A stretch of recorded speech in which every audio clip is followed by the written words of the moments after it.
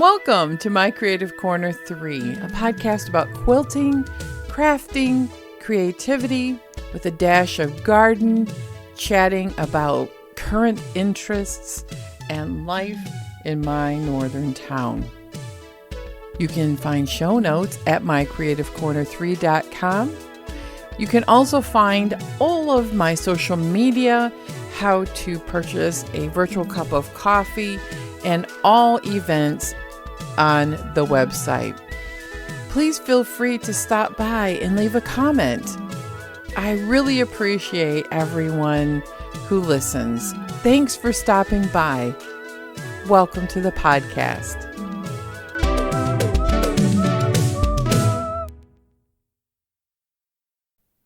Hello, everyone. Good morning. It is St. Patrick's Day. I took Thursday and Friday off. I just really need to plan for one 4-day weekend starting in about October. So November, December, January, February, March, here we are. And then April, I have a vacation.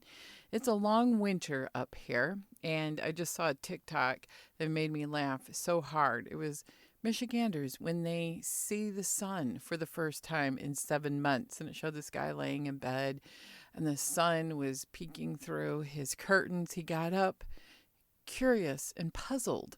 He went to the curtain, flew it open, and saw that the sun was bright, the snow was melted. He smiled the biggest smile ever and waved at the sun and said, "Hello." Yeah, that's kind of how it is. I have been really energized by the warming trend we've had over the last week. It's been 55 a few times. We are losing the snow. It's still not gone. I still have quite a bit in my yard. I'm jealous because, about an hour or so south of us, they do not have any snow. But we're losing the snow, and that means that we have, once again, survived another winter. It's sometimes a very long winter. That's how it felt this year. Daylight savings time came real early to me. It felt early. It threw me off for a couple days, so this will be a great 4-day weekend to recuperate. I may put my Sirius XM radio on today and listen to St. Patrick's Day music. I decided today would be a great day for doing all the errands. I have a haircut appointment this afternoon and going to fix my broken nail. It's not getting better, people. This is the nail that I did a vertical split on a few months ago, and the split won't heal. And I was putting on my socks, of all things, and it split again. She tried a fiberglass patch, and that just wasn't strong enough, so she did some sort of building up base coat acrylic topper on it. Super shiny. It held better. So I'm going to keep going. And so the rest of my nails didn't look weird. I went and put my Color Street sparkly, glittery nails on all of them but my broken one. I'm going to ask her if maybe the Color Street will help. I don't know. I'm just frustrated that it's not healing up. But my crazy glue patch didn't work. It works for some people, but it didn't for me. So hopefully it will start healing, because I'm finally over this several month long on again, off again inflammatory process and a UTI, and my sugars were out of whack. And today, last day of the antibiotic, things are better with that. So hopefully sunshine is on the way and it will make all things a little sunnier. Gonna slowly start getting back into trying to walk in the neighborhood once all of the snow melts off the sidewalk, just to get some fresh air and see what's happening in our neighborhood. I tend to walk outside a little bit in the spring and in the fall because it's beautiful and it's lots of fun. I want to say that I have not been doing much on new projects for quilting. I thought since today was St. Patrick's Day, I would tell you I've been quilting Irish chains like there's no tomorrow. I made an Irish chain using Kristen Esser's free pattern. And if you go to her blog, Simple Handmade Every Day, she has, from 2019, it's called Loyal Heights, Loyal, Loyal Heights Irish Chain Quilt, a free pattern. So I made one last year using the scraps from my late friend, and I used a very special dragonfly fabric that had a black background and some sparkles in it. Now I have lots of that fabric left, and I quilted it and I put a bright blue binding on it because I decided that this quilt is something in my friend's memory would be better served if I gave it as a gift. And I still have some of that black fabric to make another quilt to remember her by. And I've made a couple of other quilts to remember her by. So I decided to give this to an office worker who happens to be my new supervisor. And she's having her first baby. And I thought, new baby needs a new baby quilt. And my friend also worked for the company that I work for. So I felt like it was checked all the right boxes and it will be given a very, very loving home, my quilt. I have a hard time giving them away sometimes. They feel like precious little babies myself. So I gave her the Irish chain quilt. And over the winter, I think everyone has been busy sewing because one of my retired friends who also worked from the same company, different city, but same company, she used to do our payroll, she brought over 3 of the Loyal Heights Irish chain quilts because we were doing them as sew-alongs. She had so much fun with making the first one, she made 3 for her grandchildren. And then she brought 2 more that she's been working on. So I can't wait to do those. Now the Loyal Heights Irish chain quilt, we all had all over swirls put on it. So I'm working on her second quilt and I'm expecting to get that done pretty soon. I'm pressing it today.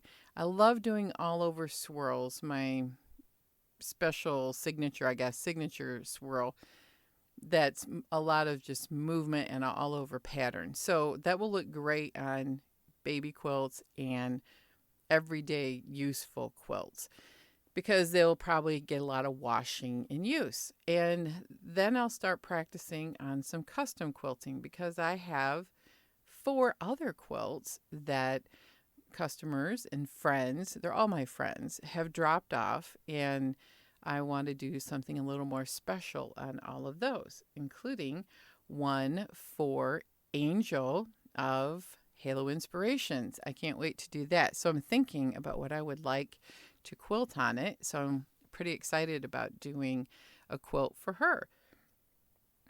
I'm just not sure. This is a funny thing about how I do free motion quilting because I had someone draw out a pattern or show me a pattern that was a pantograph recently and asked if I could do this as custom work. And I said, no, because I do free motion. And to be honest, I'm doing a lot of Christmas table runners in between these Irish chains. Sometimes I don't really know what I'm going to do until I push go on the start button on the long arm. I have rough ideas, like the Christmas ones. I wanted to do something, an overall with a couple holly leaves in it and some swirls and curls. And so that's what I did. But you have a rough plan and you kind of look at the fabric and draw inspiration from it because what I'm doing is really more for texture and background. And then in the spring, I have a friend who's bringing over a sampler that she wants to enter in her local quilt show. So that one will be ultra custom quilted. So I'm going to get all my practicing underway with doing all overs to custom light to super custom. And then hopefully I'll have time over the summer to, now that I'm motivated and I feel energized, to work on some of the 5 quilts I have in my stack. Sometimes you just need to do something different. Working on other people's quilts is actually a lot of fun. And I have to say it's very inspiring because you get to look at different fabrics, different combinations, different patterns, and it is so much fun. So that's what I've been doing in the quilting department. And then every once in a while, when I have a few minutes, I'll sit down and I am working on a triple Irish chain that I've talked about. This is going to be a very long, slow project. I'm working on all the 9 patches, and then there is a 9 patch with a background color in it in the top middle row of the 9 patch. So working on those two. So these two main blocks before you work on the alternate block. I want to see how much fabric I have in one color. I want it to be all dark blue on the outer edges to give some movement. And then I want to spend time in the future as I get going through my stash on working. I saw Diane did a great version of Sushi Farmer's Pixel Quilt, and it's a diagonal quilt, and it has an illusion of like an Irish chain, but it's not. It's all scraps, and I thought that would be a fun exercise in playing with scraps. And it will be a low risk project. It's also something you can do. I think they're 4x4 in 2.5-inch patches, and then you just play with different colors. So I really want to do that as another long-term project. But today, in celebration of my vacation day, I want to start working on the next Dear Jane. And I've been documenting my progress, not tutorials, just my progress on my vlog style YouTube. Me chitty-chatting, showing different projects I'm working on. But Dear Jane is something that is something I like to talk about. And the blocks are so hard that I have a few people who are working on one too that we all can sit and we all identify and can share our feelings about it. I have some great tutorials from Hobby Stash, and that's been super helpful. So look for that video in the future. I might do a couple of Dear Janes over this 4-day weekend. Not sure. Don't plan that we're going anywhere, but who knows? Maybe we'll do a Costco run this weekend if the weather's good. I actually have room in my cupboards after we seem to have cleaned out some of the excesses. And we did buy a little mini deep freeze, and it's been fantastic to have. So Costco, I have to say, if you have room to store the stuff, it has saved us money. I have done some ordering online and had it shipped to the house for like paper products and things like that. So I think we're going to renew. We're about ready to. It's been a year of owning or of having a Costco membership. So what are your thoughts on it? We don't have a Costco or Sam's Club super close, so we have to travel a little bit, and we just make a day of it. I mean, at this point in time, we don't go on big dates and do stuff, so we kind of make a Saturday afternoon of it and go to the one that's 70 miles away. But we have to assess the traveling with the increasing gas prices. So I still think we're going to renew our Costco membership because you can do a lot of things more than food. Now, I have to say that over the last month, we have gone to Home Chef for a subscription service for food delivery. It is way more expensive than Every Plate. I'm going to tell you, though, the food is so much better quality. I was disappointed at the end of my Every Plate. They sent like 2 zucchinis that were the size of your thumb. And that was supposed to be for 2 different meals for 2 people. And the other part about Every Plate is you have to not substitute, but you have to have basic things in your pantry like garlic salt and flour and stuff. And to be honest, I don't always have stuff like that. So I liked Home Chef because everything that you need to make it is in there. A tablespoon of flour, a teaspoon of mayonnaise or whatever. They're all in packets. And the food just seems to be so much better quality. And I really think that the portioning and everything with the carb counts are really better for me. And I think that's part of the success over me having some control over my blood sugars. Now, if I can get some weight off, I'll be even happier.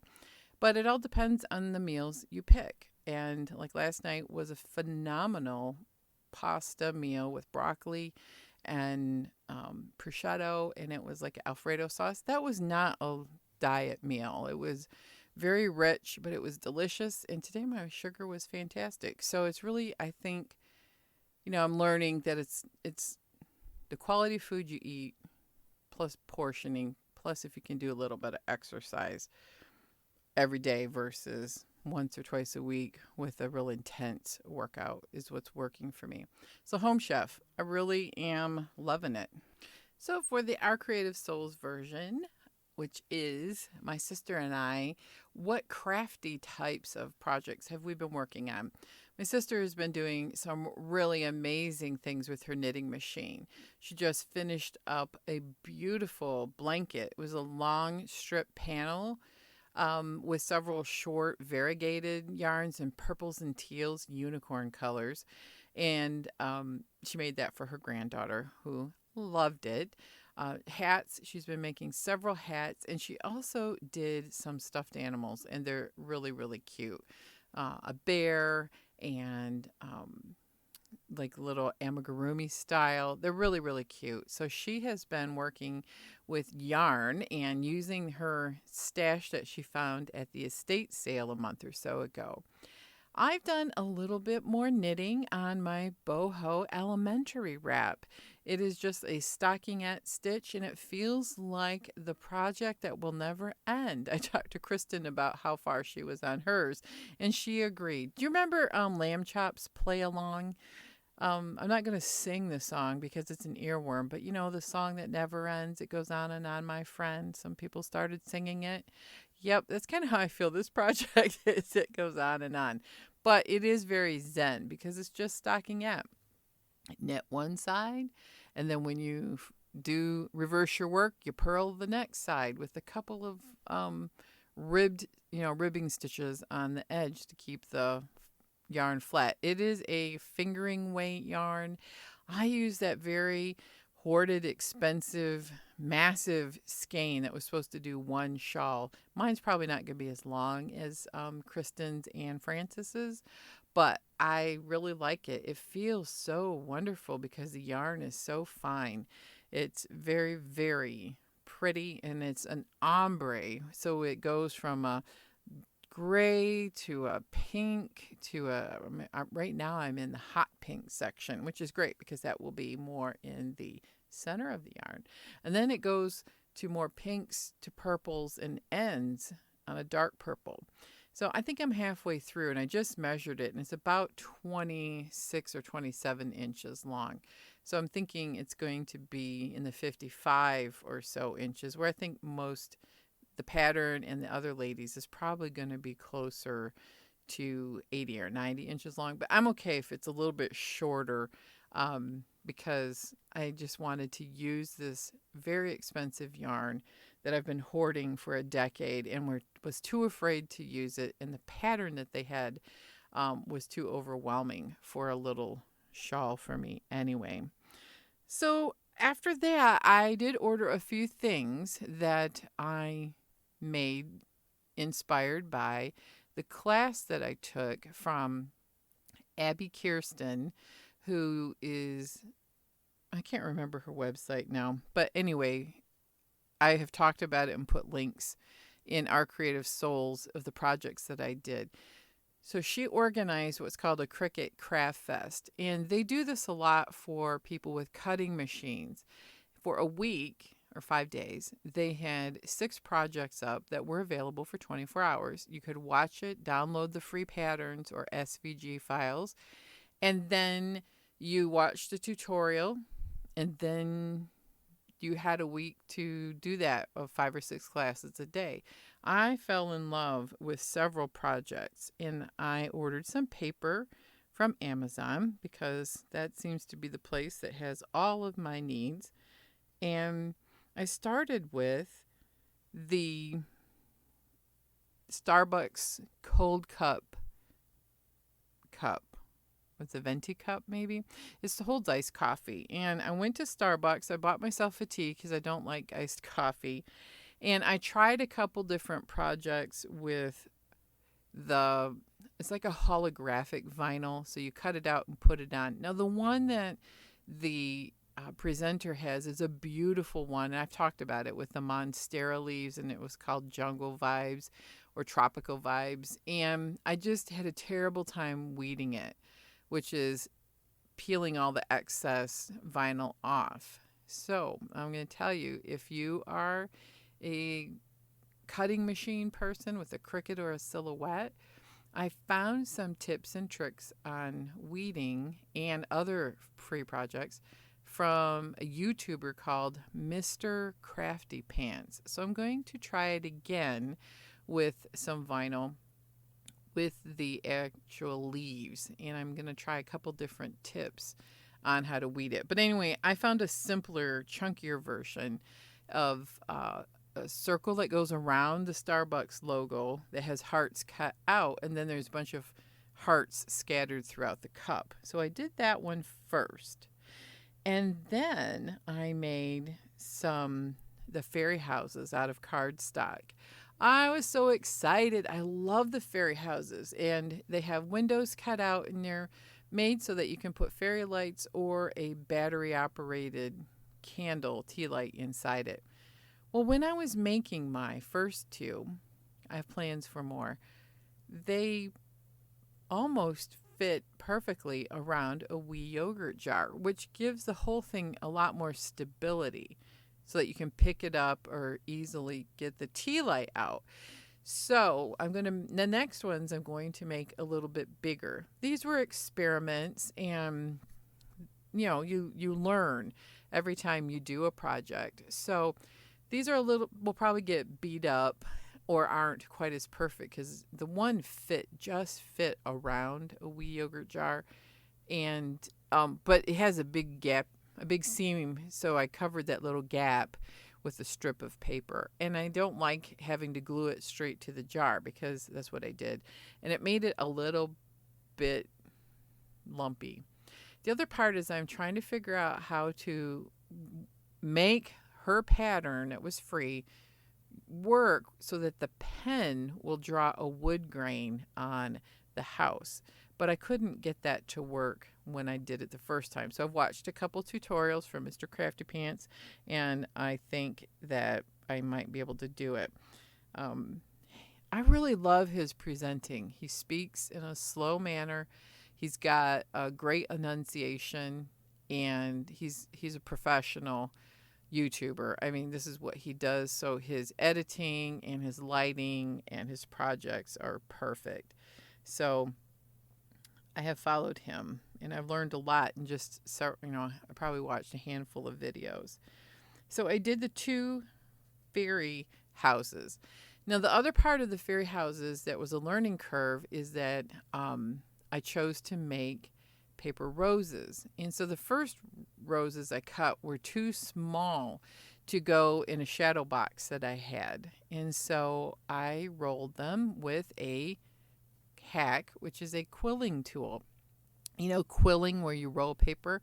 I'm like, duh. And then I figured out I was trying to roll it the wrong way from the base to the top. No, you start at the top to the base. I'm like, well, duh. That sure makes sense. And so I have rolled many little paper roses, and I put some on my fairy houses as well as cut little daisies. And I also learned a whole lot about cutting cardstock and making these fairy houses with multi-mats, which means you put different colored paper, you follow the directions that the machine has.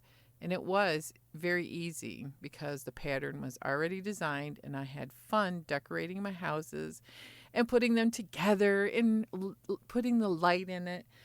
I love these fairy houses, and it was the best free pattern I've ever invested time in watching how to do it. Putting it together is super easy. Now, her name is Lucy Foxworth, and she has a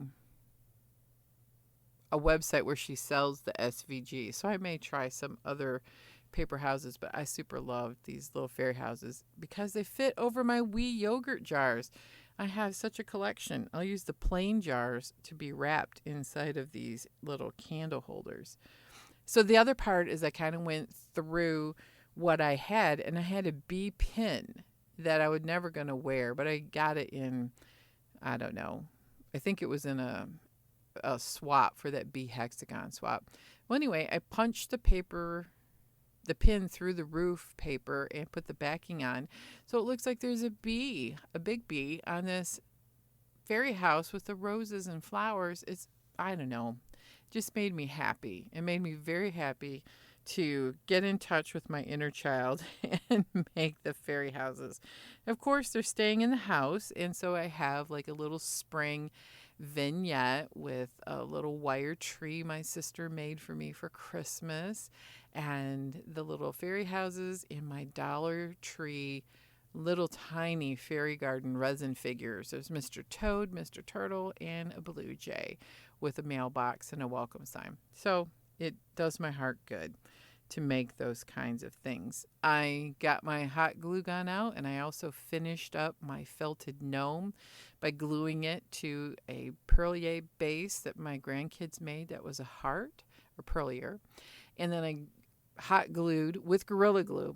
Excuse me. I really found that I like these hot Gorilla Glue sticks, and Gorilla Glue sticks for a hot glue gun. Sorry about that. And it stuck really well. My first attempt did not stick as well. Then I've done a couple of Zentangles and working through the One Zentangle a Day book, which is helping me to get ready for the custom quilting that I'm going to be doing. And if you remember last time, I unboxed this really pretty modern embroidery kit that's called Positivity Plants, or Positive Plants. And I chose You Are Magic. So I traced onto the paper and then stuck the paper on it looks like shibori cloth, and I embroidered the center using the back stitch, You Are Magic. All of that is in M Creative J's beautiful instructions. And I even started on some of the plants or ferns around it, which uses a stem stitch and lazy daisy. So the rest of the project is going to be stem stitch and lazy daisy stitches. And I have all of the things in the kit to finish the back beautifully, and a little hanger to sew to the backing fabric in the hoop. It's super pretty. Then I went on a deep dive for a couple of days to go through the entire Design Space Cricut Access. I have that as a monthly subscription just to see what kinds of projects they have. And I spent lots of hours when I was sick, and I was home from work, but I didn't quite feel like doing projects, but I wanted to be thinking about projects. And I found layered mandala style holiday cardboard cutouts. Now, what do you do with them? That's the biggest thing. Well, they had the theme that Jennifer Maker had. You remember at Christmas time I did a wooden sign, and I did H-O. The O was a layered paper, or I used felt and HTV. And as H-O is the holiday layered thing, M-E was more iron-on, and you rotate what the O is for the holidays. And I thought, I've got so many frames. Wouldn't it be pretty to just cut out these layered pieces and change it out in the frame every month? And I just used a tiny dot of school glue, so the paper will pop right off, and then I can put the new one in next month. So I found for St. Patrick's Day the most lovely shamrock, and it's very curly and layered with multicolors. I picked green, Kelly green, a very bright spring green, and yellow to give it multi-layered colors and dimensions, and it's fantastic. Now I will make the paper mandala style egg for Easter. They had 15 different layers already made, layered art, and I think it looks great. I was gonna do 4 frames, HOME, and hang them on the wall, and I thought, that's kind of overkill. I have a pattern from another free Cricut class that I did And that's what that designer did. She did some layer art for Christmas, and it was Noel. It was beautiful. And I was thinking of doing these 4 frames. Well, I don't have 4 that match. I may do that in the future. And I'm also limited on wall space. But I thought my St. Patrick's Day Shamrock in my little vignette area in my dining room where I change it out for the seasons looks fantastic with another St. Patrick's Day free printout that I did last year. It was an Irish blessing, and have my little framed art that I did that was a Zentangle, and I cut out the word grow, and the Zentangle art was more like mushrooms with a green color wash. I did that a couple years ago, and they look good together. So I think instead of doing the 4 frames with the word home, I'm just going to change out the art on the cardstock in this pretty frame, and it gives it it's a bigger frame. It's 11 it's not 8 by 10, it's next size up, 11 by 14, and the mandalas are about 6.5 inches, so it gives it enough negative space that it really pops. And that's what I'm going to do. I love cutting out cardstock. In vinyl is frustrating to me sometimes. So, like the Monstera plants that didn't want to weed very well for that Starbucks cup. But I'm determined to figure that Starbucks cup out thing. It's just a challenge. I gave the Starbucks cup away to my coworker who's always covering for me, and she seemed to really, really like it. So I've been doing quite a bit of that. You may ask how far I've come on the crocheted cardigan with granny squares. Well, I had to put it up. I crocheted so many grannies. I gave myself tendinitis in my dominant hand. So after a few weeks of not doing any crochet and limiting my hand use with lots of things, like I tried to start practicing the piano again. So I rested it there, limited the use of my scrolling on my phone, and it's healed. It's doing much better. So I started knitting first and practicing my piano, which I've never taken lessons. I'm totally self-taught, but I can play some simple songs. So I enjoy it, and you don't have to be good at it to enjoy practicing.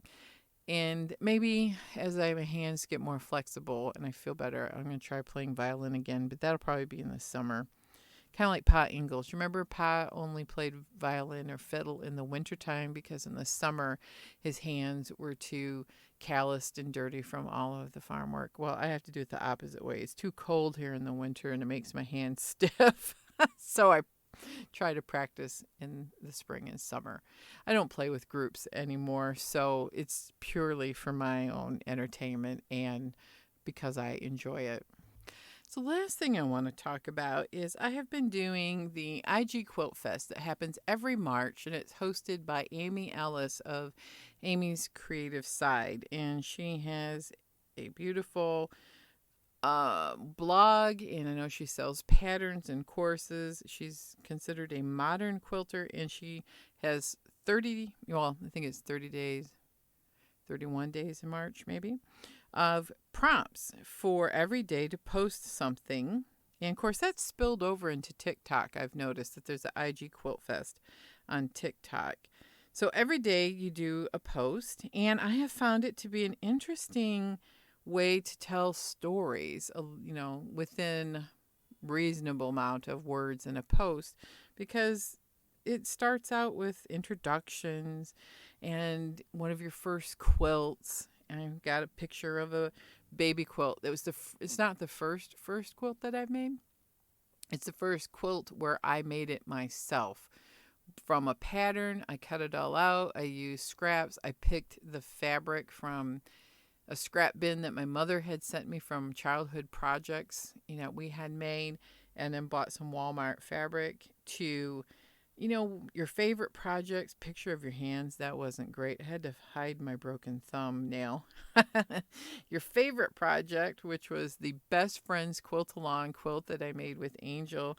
I think it's been over a year now. And I just love that. It's a foundation paper pieced quilt that we did as a quilt along with Fat Quarter Shop. And of course, I showed some of my scrap quilts and the Irish chain. The one that was really nostalgic was this was the coveted quilt. That was the prompt.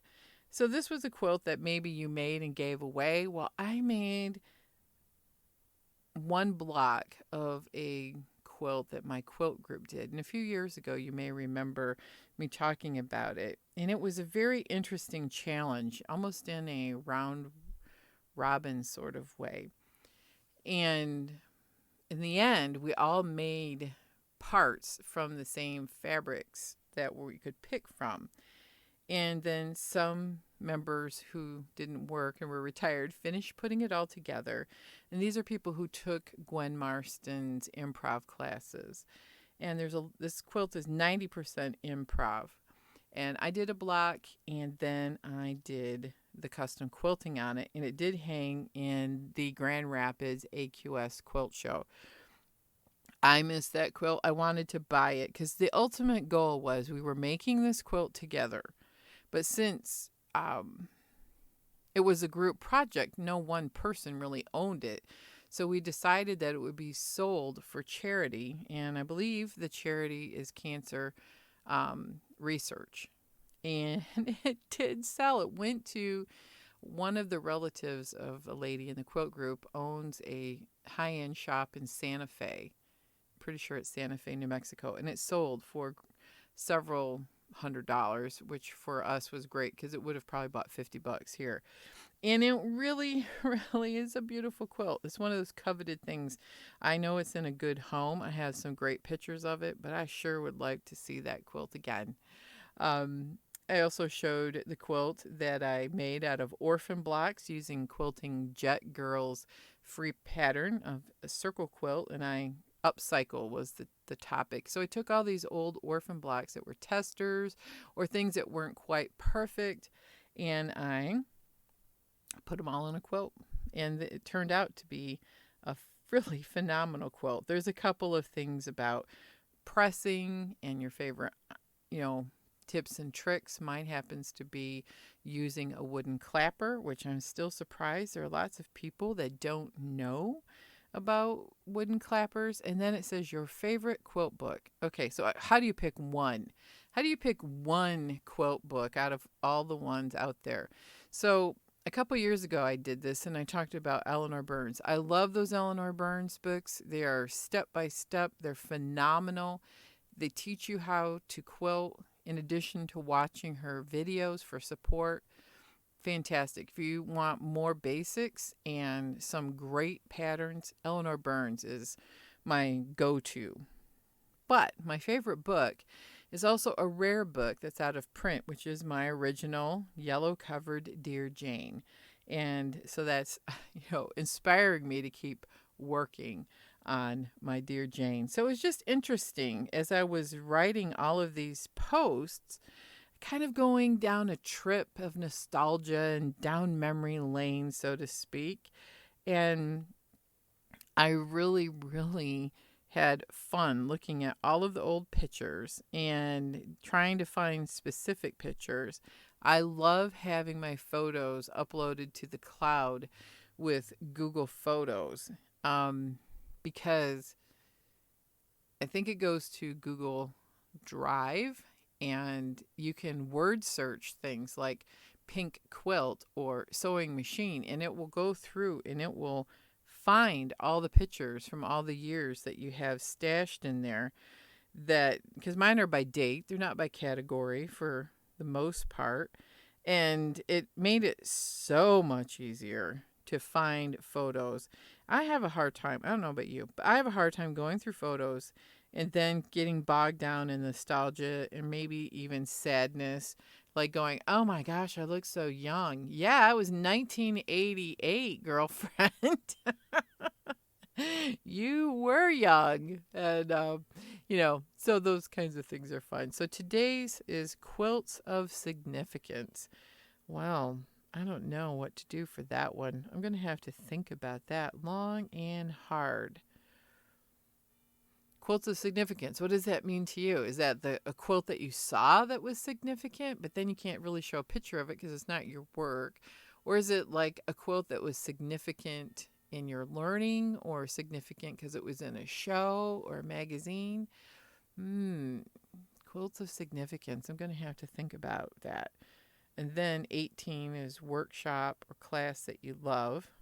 I haven't taken very many, but I think I'm going to talk about the scrap quilts, that class that I took that gave me some much needed boost of confidence because I felt this last year that I had imposter syndrome about making scrap quilts because I've had a couple snarky comments made about my fabric choices over years.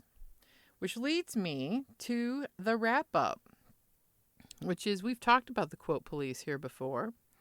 And I had my first real snarky comment, not on the blog or anything else, but it was about using starch. And I think I talked about this a few weeks ago. So there is a huge movement on TikTok about the quilt police or people who feel they have to put down other people's work. Why they do that, I don't know. Or make personal attack comments. I don't know why people do that. Some people do. And that's the one risk about being on social media, right? If you can't say anything nice, my mantra is don't say it at all. And I think that sometimes things are easily misunderstood because we're verbally communicating without nuance or all the nonverbals, and things can be misconstrued. But there's been some really mean things, especially on video formats. And I've seen a big movement with the Quilting Doctor, who I really enjoy his work. And he is a lot of causes that he promotes. And one of them is a hexagon charity where you can go buy these kits that the hexagons are already prepped for you on paper. And they're kits. So you can just sew the hexagons together. You don't have to go through if you get overwhelmed with fabric choices or overwhelmed with prepping your hexies, they're there. And what is the name of that? Let me look it up so you can check it out if you're interested. Yes, it's One Common Thread. And the charity is Women of Honduras put these quilts together. I think it's a little expensive and I really don't need to purchase a kit, but I think it's a lovely cause. And some of the kits go up and they're gone. So if you are interested in that, they have like a wreath kit and they had a blue and white kit. There's some really pretty things. And they're all hexagons, and I think it's beautiful. But people were getting real snarky about, his title, Quilting Doctor. Well, he is not a doctor. He's a nurse practitioner, but he has a PhD. So he is technically a doctor of nursing. And people got real hung up on that. I just saw another one where people got really hung up on somebody whose title of their YouTube channel said that they were the Hoof GP. Now, I watch farming shows. I am not a farmer. I just think it's super cool to watch how they do farming. And this one guy's name is the Hoof GP. Well, GP in England is like a general practice doctor, right? He's not a doctor, but he is a professional hoof trimmer, and he helps farmers get the cattle's feet that are overgrown and infected. So he's basically, a professional foot trimmer. And I don't know what that technical word would be. In horses, a blacksmith who makes shoes, but then there's the person who's a farrier who puts shoes on the horses. So basically, he is essential in helping these cows heal up so that they can produce milk and not be sick. So people were going off. I'm like, oh, you're misrepresenting yourself. Well, he says, I'm not a vet. I never claimed to be. I just know how to trim feet. Well, I just kind of I think there's no place in this world right now for toxicity. And so what I did is I read my comment that was kind of weird about starch and how dare I put that on a customer quilt. When it didn't, it was my quilt. And then I find starch to be helpful. I've seen so many people who actually use old-fashioned starch, people who dip their fabric in starch, people who use spray starch. There are people who swear by the starch alternatives. I can't use them. They stink and they make me have an asthma attack. And I don't like really how they work. So let's just join the movement of let's not be toxic in quilting and crafting, because it doesn't just stop with quilting. Like I said, it's on social media, especially video platforms. Um, people can make weird comments. Part of it's having a thick skin and don't let trolls bother you. But I'm just like, maybe on the front end, if we all band together, the world has enough problems as it is right now. And I'm looking for a beautiful spring and summer. And let's get rid of toxicity in our gatherings, especially creative gatherings, and just build each other up. I think that's the whole theme of why I do this podcast, is to encourage you and to share my struggles with certain projects. And this Dear Jane might be the ultimate in problem solving and opportunity growth and crying and screaming and maybe pulling my hair out a little bit, or a couple new grays coming in. So anyway, let us all not be that, right? Let's just not be that. There is never room for toxicity. I even saw one lady on a video platform who makes nothing but pixel quilts, not the scrap one I talked about. She makes quilts that look like famous people. She takes photographs in like she did one of Billie Eilish, and she's done one of many, many famous people. And she's working on them. And people were making terrible comments about it not being real quilts or art, or it was, why are you wasting your time doing it? Well, no, don't. We are not doing that. So I want to end on, it's going to be a beautiful spring here.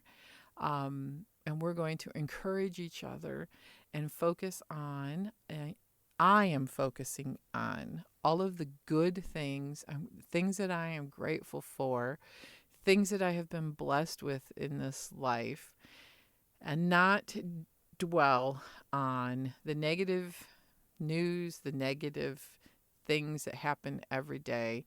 And I'm certainly not going to be part of any negativity on anybody else. So join me in making things, even if you're like me and my piano playing really isn't very great. I know that, and I don't care. I do it because I love it. I love playing the piano and playing some of these simple tunes, especially the ones out of my Renfest book. So much fun. So let me know what you enjoy doing. And who knows, if we practice enough, maybe that thing that we feel like that we're not very good at, we're actually pretty good at. Have a great St. Patrick's Day. Have a wonderful mid-March. And if you're gardening, tell me what you're planting and what you're looking at. I've been looking around for things for my fairy garden. They haven't quite come to the store, but I did rescue a rippled leaf. I believe it's a peperomia, a ridge leaf peperomia that's kind of a brownish green color. Yes, I've been looking for one of those to replace a couple that didn't make the winter. So happy spring, and I will talk to you in about 2 weeks. And please leave a comment about today's episode. In the show notes will be all on the blog of mycreativecorner3.com, or you can send me an email at vholloway12345@gmail.com if you have any questions. And you can always support the podcast by purchasing a virtual cup of coffee at Ko-fi, link on the website. Thanks, everyone, for supporting. Thank you to those who have purchased me the virtual cup of coffee. It sure helps in keeping the podcast going. Have a wonderful, wonderful week, and quilt on, everyone.